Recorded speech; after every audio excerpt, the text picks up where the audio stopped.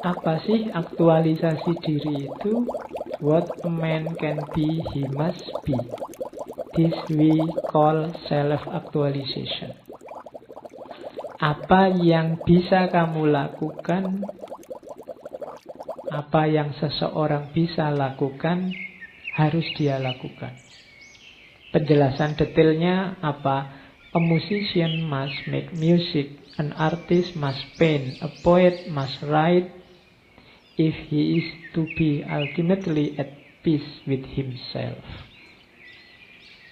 Seorang musikus harus membuat musik, seorang seniman, seorang pelukis harus melukis, seorang sastrawan harus menulis kalau dia ingin hidup damai dengan dirinya sendiri. Kalau kamu mahasiswa ya belajar, kalau kamu pedagang ya berdagang, kalau kamu petani ya bertani. Itu kalau kamu ingin hidup nyaman. Itu gambarannya self-actualization. Everything I need I have already been given. Dan jangan takut, apapun yang kamu butuhkan, kamu sudah punya modalnya. Ingin jadi petani, kamu bisa punya potensi itu. Ingin jadi sarjana, kamu bisa punya potensi untuk itu. Ingin jadi sastrawan, kamu bisa punya potensi untuk itu. Kamu paket lengkap. Wujudkan sesuai, kalau pakai bahasa hari ini, sesuai passionmu. Jadi, what a man can be, he must be. Dan lakukan sebaik mungkin, semaksimal mungkin. Kalau bisa 100%, jangan hanya kamu wujudkan 50 atau 60%. Saya Pak, kalau cuma jadi orang soleh yang biasa-biasa, simple. Saya itu bisa kalau cuma puasa 40 hari, sholat tahajud tiap malam. Loh, kalau bisa lakukan. Itu namanya what man can be, he must be. Kalau cuma kumlot kayak gitu aja kecil Pak bagi saya. Lakukan, jadilah kumlot, jangan cuma ngomong. What a man can be, he must be. Dan pasti kamu punya modalnya. Dan itu sudah dikatakan oleh Maslow, everything I need I've already been given. Oke, selanjutnya ada beberapa tips, beberapa jalan untuk aktualisasi diri. Ini dari Maslow. Yang pertama, otonomi, privasi, independensi. Bebaslah memutuskan, jagalah privasi dan independensi. Ini alamat bahwa wujudkan dirimu sebagaimana yang kamu inginkan. Jangan mudah terpengaruh oleh lingkungan sekelilingmu. Otonom. Tidak satu ingin PNS, semuanya PNS. Satu ingin bisnis, semuanya terus ingin bisnis. Tidak gitu. Otonom, putuskan sendiri mana yang menurutmu cocok, mana yang sesuai passionmu tadi. Jadi itu jalan pertama untuk self-aktualisasi, mewujudkan dirimu. Yang kedua, terimalah dirimu, terimalah orang sekelilingmu, dan terimalah kodratmu. Kodrat itu situasi konkretmu. Kita itu kan tadi punya potensi, punya situasi, punya fakta-fakta realitas hidup objektif kita. Terima itu dulu. Jangan mengeluh dulu, jangan kesusun nuntut dulu. Pahami dirimu apa, siapa, kapasitasmu, kemampuanmu apa. Jadilah realistis. Karena modal pertama itu, kalau kamu realistis saja tidak bisa kamu mengembangkan diri. Kenyataan dirimu kamu tidak tahu, ya susah kamu mengembangkan diri. Kalau kamu miskin, diakui dulu, saya tidak terlalu banyak harta Pak, tapi saya punya tekad. Kalau kamu tidak terlalu cakep, diakui saja. Kalau wajah sih saya pas-pasan Pak, tapi kesetiaan misalnya. Loh, ya, itu namanya realistis. Jangan menipu diri. Ngomong apa adanya. Jadi terima dirimu. Orang lain juga begitu. Terima orang lain sekelilingmu. Kalau enggak nanti kamu sumpek sendiri, enggak bisa memulai perjuangan karena kamu enggak terima dengan orang sekelilingmu. Maumu orang-orang itu mbok kayak saya semua, toleran semua, terbuka semua, enggak bisa. Terima dulu kenyataan di sekelilingmu ada yang ngamuan, ada yang tersinggungan, ada yang suka mencaci maki, ada juga yang baik, enggak apa-apa, diakui dulu kodrat hidupmu. Itu baru kamu bisa merancang strategi untuk mengembangkan diri. Kalau membaca dirimu saja tidak bisa, atau sudah bisa tapi tidak bisa menerima, susah kamu mengembangkan diri. Anak desa diakui saja anak desa, yang kota diakui saja kota, tidak masalah. Yang cakep diakui bahwa sebenarnya saya lumayan, yang jelek juga diakui, sebenarnya saya juga tidak jelek-jelek amat. Tidak apa-apa. Jadi itu namanya realistis. Oke, otonom, realistis. Yang ketiga apa? Spontan, sederhana, wajar. Jadi ini kadang-kadang orang susah ya. Untuk spontan itu apa adanya. Ya, ya. Kalau tidak, ya tidak. Suka, ya bilang suka. Tidak suka, ya bilang tidak. Hidup yang tidak basa-basi. Hidup kita kan sering basa-basi. Kadang-kadang demi tradisi, demi menjaga perasaannya orang, itu tidak akan bahagia dan tidak akan bisa mengaktualkan dirimu yang sebenarnya. Tidak usah basa-basi. Temanmu mungkin sukanya kopi, kalau kamu pinginnya teh, bilang aja, saya pingin teh. Tidak gara-gara semua ngambil kopi, terus kamu ikut-ikutan kopi. Itu namanya hidup yang basa-basi. Jadi yang lain ngaji filsafat, sebenarnya kamu males ngaji filsafat, ngantuk buat apa. Tapi trennya sekarang begitu, akhirnya ikut ngaji. Itu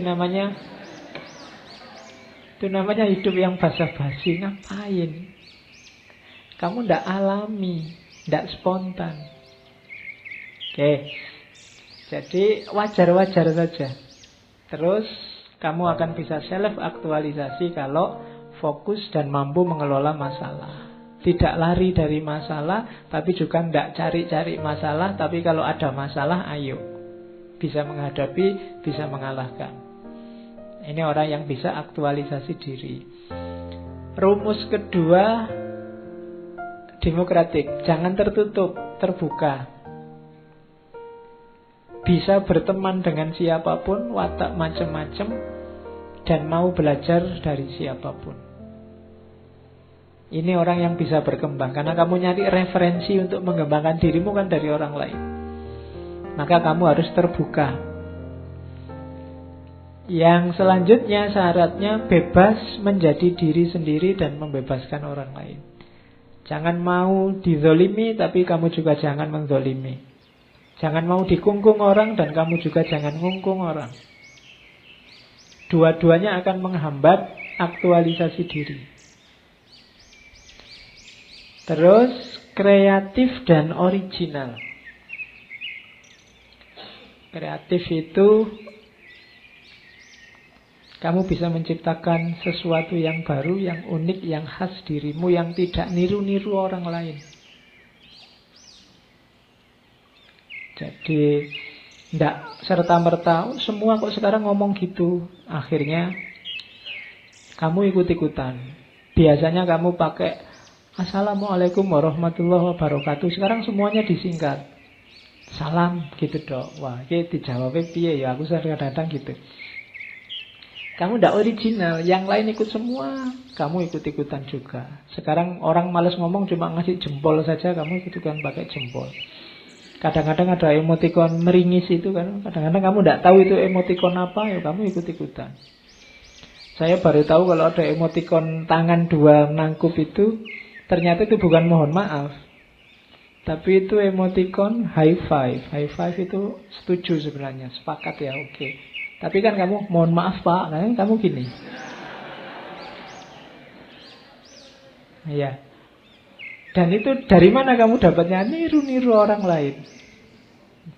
Sama kayak emotikon yang atasnya ada gambar bulatnya itu kan. Ada yang menafsirkan itu sedang bingung. Jadi ada sininya muter-muter berarti bingung. Jadi kalau kamu ada orang ngomong kok kamu tidak paham, terus kamu kasih emotikon itu. Padahal maksudnya bukan itu. Nah itu kan kenapa kamu kok gitu? Karena kamu ikut-ikutan orang lain. Kamu tidak kreatif dan tidak original. Mbok kamu ciptakan sendiri yang versimu. Biasanya kalau ada berita tidak enak apa berita enak, itu isinya copy paste kabeh. Ya kan? Innalillahi, semoga itu podo kabeh isine, semuanya. Ya. Semoga cepat sembuh, semoga diterima di sisinya, yang ditinggalkan mendapatkan kesabaran. Kabeh podo dari awal sampai akhir. Copy paste, tidak original, tidak kreatif. Kreatif lah, kamu akan dikenal jadi sesuatu. Karena setiap pribadi itu unik. Kalau dia kreatif sesuai jati dirinya, dia akan jadi sesuatu. Tapi kalau kamu hanya ikut sekelilingmu, ya kamu tenggelam dalam kerumunan, kamu tidak akan kelihatan. Kaya liyane padha wae. Jangan jadi orang yang seperti yang lain, yang unik, khas dirimu. Kamu akan dicari orang. Ya tentunya yang baik-baik ya, jangan yang jelek-jelek. Nanti saya original bagian yang jelek-jelek Pak Ojo. Oke, terus bermoral. Jadi jadilah orang baik. Di situ kalimatnya bermoral tanpa harus butuh otoritas eksternal. Tanpa harus disuruh-suruh, tanpa harus dipaksa-paksa, tanpa harus sibuk dengan dalilnya apa. Kamu tahu mana yang baik, mana yang tidak, dan kamu jalankan itu. Itu namanya punya kepekaan etis. Terus gentle dan itu kalimatnya agak unik. Philosophical sense of humor. Jadi gentle itu lembut, tidak kasar, tapi juga tidak cengeng. Itu gentle. Makanya kalau kamu pidato kan ada ladies and gentlemen. Gentleman itu bukan yang tinggi, besar, gagah, keras, enggak. Atau yang lembek, melambai juga tidak. Gentleman itu lembut.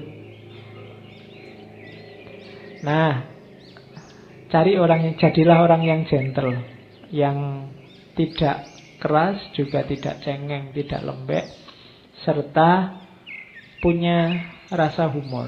Biar hidupmu tidak kaku. Sense of humor, tapi yang tidak sekedar ndagel, yang filosofis, yang bermakna. Jadi philosophical sense of humor. Mungkin mirip-mirip Nasruddin dulu itu kan. Dagelannya juga banyak tapi bermakna. Hidupnya seneng, kelihatannya santai tapi maknanya dalam. Terus resisten terhadap inkulturasi. Maksudnya apa? Tidak ditelan oleh budaya sekelilingnya. Tidak mudah terpengaruh oleh budaya-budaya yang hadir di sekelilingnya. Itu ciri self-actualism. Orang yang ada kans untuk nyampe level kepribadian tertinggi, mewujudkan dirinya. Kalau yang kita sebut di self-actualism pertama dan kedua ini susah dipenuhi, biasanya kita masih susah menggali potensi kita sampai puncak.